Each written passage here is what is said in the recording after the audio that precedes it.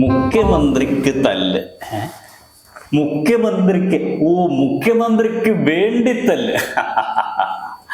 അത് നടക്കും, ചിലപ്പം നടക്കും. അത് കൊട്ടേഷൻ ആണെന്നേ, കണ്ടാലറിയില്ലേ? വേണുവിന്റെ കൊട്ടേഷനാ. ഒരു മാന്യനെ വെറുതെ അപമാനിക്കാൻ നിൽക്കരുത് കേട്ടോ, പറഞ്ഞില്ലെന്ന് വേണ്ട. എടോ, തനിക്ക് പൊളിറ്റിക്സിനെ കുറിച്ച് എന്തറിയാം? തൂണും ചാരുന്നവൻ പെണ്ണും കൊണ്ടുപോയെന്ന് കേട്ടിട്ടുണ്ടോ? അതാണ് കോൺഗ്രസിൽ ഇപ്പൊ സംഭവിക്കാൻ പോകുന്നത്. തെരഞ്ഞെടുപ്പ് കഴിഞ്ഞതേ ഉള്ളൂ.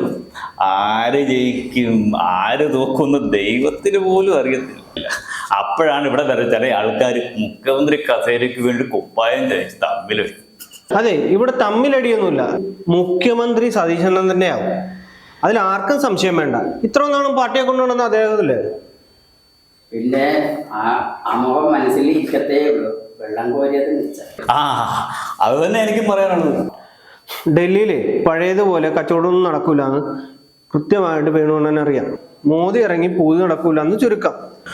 അവിടെ ഈച്ചയായിട്ടിരിക്കുന്ന പേരെ ജീവിതത്തിൽ എന്തെങ്കിലും ആകണമെങ്കിൽ തിരുവനന്തപുരത്തെ സെക്രട്ടേറിയറ്റിലേക്ക് കച്ചവടം മാറ്റണമെന്ന് ആർക്കാണ് അറിയാത്തത്?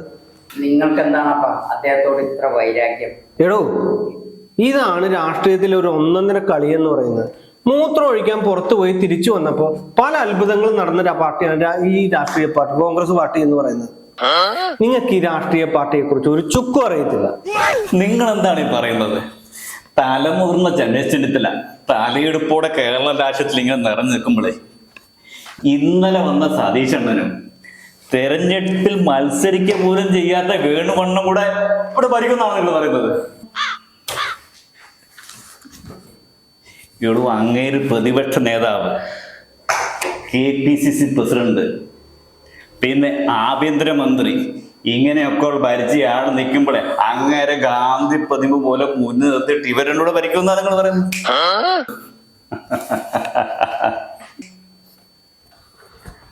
അങ്ങനെയുണ്ടല്ലോ, ദൂരെ മാറുന്ന കളി കാണത്തേ. അവസാന നിമിഷം കളത്തിറങ്ങുന്നതാണ് അങ്ങേരുടെ ഒരു ശീലം.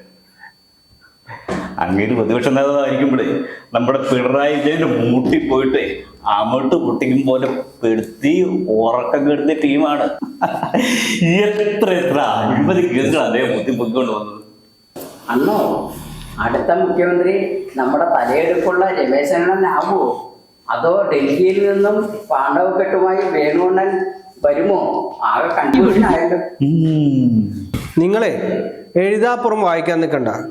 ഈ പ്രാവശ്യം BJP 4ഓ 5ഓ സീറ്റ് പിടിച്ചു കഴിഞ്ഞാൽ കേവല ഭൂരിപക്ഷമില്ലാതെ ഇരുമുന്നണികളിൽ നിന്ന് കഴിഞ്ഞാലോ ഈ പ്രാവശ്യം കേരളം ഭരിക്കുന്നത് ആരാണെന്ന് ഡൽഹിയിലിരിക്കുന്ന തലയോറ് തീരുമാനിക്കും.